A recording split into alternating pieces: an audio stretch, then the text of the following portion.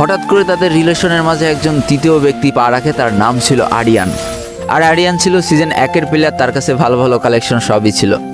আর আরিয়ানের সাথে পরীর বন্ধুত্ব হতে খুব বেশি একটা সময় লাগে না, আর এইখান থেকেই পরীর পরিবর্তনটা শুরু। শুভ সারাদিন চাকরিতে থাকতো, পরীকে টাইম দিতে পারতো না, ঠিকমতো গেম খেলতে পারতো না, আর এই সুযোগটাই পরী কাজে লাগাতো।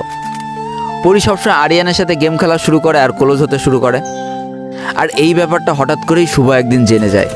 এতখানি ভালোবাসার পরে এত বড় ধোঁকা শুভ কোনোভাবে মেনে নিতে পারে না, তাই সে পরীকে বলে যে তুমি আমার সাথে কেন এটা করছো, বা আরিয়ানের সাথে তুমি কেন সম্পর্ক রাখছো।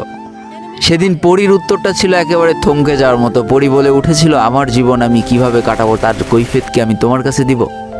এই কথাটা শোনার পর শুভর পাটতলা থেকে মাটি সরে যায়। হায় রে, যার জন্য করলাম চুরি সেই বলে চোর, যার জন্য এত কষ্ট করলাম সেই আজকে এত বড় একটা কথা বলে দিল। তারপরে যখন শুভ পাগলের মতো এ দরজায় ও দরজায় ভালোবাসা ভিক্ষা চেয়ে বেড়াচ্ছিল, ভালোবাসার জন্য অঝরে কান্না করছিল, তখন দেখা যায় পরীর আসল চেহারা আর ভালোবাসার পিছনে লুকিয়ে থাকা তার ঘৃণ মস্তিষ্ক। শুভর কিছু পার্সোনাল মুহূর্তের ছবি নিয়ে মেয়ে শুরু করে ব্ল্যাকমেল। হাই রে দুনিয়া, মানে ছেলেরা ব্ল্যাকমেল করে মেয়েদের নিয়ে, আর এখানে মেয়ে ব্ল্যাকমেল করছে ছেলেকে নিয়ে। কতটা সহজ সরল না হলে এটা হয়। যাকে এটা দেখার পরে শুভ মেনে নিয়েছিল। জোর করে কখনো ভালোবাসা হয় না, সব কিছু আল্লাহর উপরে ছেড়ে দিয়েছিল আর বলেছিল, যাও আজকে থেকে তোমার লাইফ থেকে আমি চিরতরে বিদায় নিয়ে নিলাম। এদিকে পরী চলে যাওয়ার পর থেকে শুভ অনেক ভেঙে পড়েছিল। চাকরিও ছেড়ে দিয়েছিল, কাজকর্ম ছেড়ে দিয়েছিল, পড়াশোনা সব ছেড়ে দিয়েছিল। এক কথায় তার জীবনটা আস্তে আস্তে ধ্বংসের দিকে চলে যাচ্ছিল। আরিয়ানের দেওয়া লিপস্টিকে পরীর ঠোঁট তো ঠিকই লাল হচ্ছিল, কিন্তু আমাদের শুভর ফুসফুস কিন্তু দিন দিন কালো হয়ে যাচ্ছিল ধূমপানের টানে। তার কিছুদিন পরে খবর আসে পরী নাকি আরিয়ানের সাথে বিয়ে হয়ে গিয়েছে, তারা অনেক সুখে আছে। তবে ভাই, জীবনটা এতটাও সোজা না, কাউরে কষ্ট দিয়ে কখনো সুখী হওয়া যায় না। প্রকৃতির প্রতিশোধ বলে একটা কথা আছে।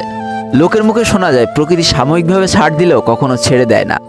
তারপরে শুভ হঠাৎ করে একদিন শুনতে পায় আরিয়ান নাকি অ্যাক্সিডেন্ট করে তার 2 পা হারিয়ে ফেলেছে। হায়রে নিয়তির খেলা, শুভরে কষ্ট দিয়ে পরী অনেক সুখে ছিল। সব এক নিমেষেই শেষ। তবে এই গল্পটা শুভ যখন আমার কাছে বলেছিল, তখন কাঁদতে কাঁদতে সে লাস্টে যেই কথাটা বলেছিল, এটা শুনলে তোমরা সবাই অবাক হয়ে যাওয়া। শুভ কাঁদতে কাঁদতে আমার কাছে বলছিল যে, ভাই আমি লাইফে অনেক কষ্ট পেয়েছি পরীর জন্য, কিন্তু কোনোদিন এক ফুটাও তার জন্য বরদোয়া দিইনি, কিন্তু এত বড় ক্ষতি তার কিভাবে হয়ে গেল। আমি তো সবসময় তাকে সুখী দেখতে চেয়েছিলাম, সে আমার কাছে হোক বা আরিয়ানের কাছে হোক, তাহলে আল্লাহ কেন তার এত বড় ক্ষতি করে দিল।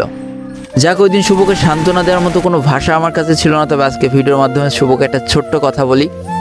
দেখো, লোভ মানুষকে যেভাবে ঠিক ধ্বংস করে, পরীকেও ঠিক ওইভাবেই ধ্বংস করে দিয়েছে। এর জন্য তুমি কষ্ট পেও না, আশা করি তুমিও ভালো থাকবা। এবার যারা আমার অডিয়েন্স আছো তাদেরকে একটা কথা বলি, চলার পথে, গেম খেলার পথে কারোর সাথে কথা হবে, ভালো লাগা হবে, ভালোবাসা হবে, এটা খুব স্বাভাবিক।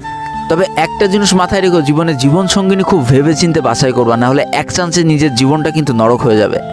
একটাই মাত্র জীবন, ভুল মানুষের পাল্লায় পড়ে নিজের জীবনটা কখনো নষ্ট করো না।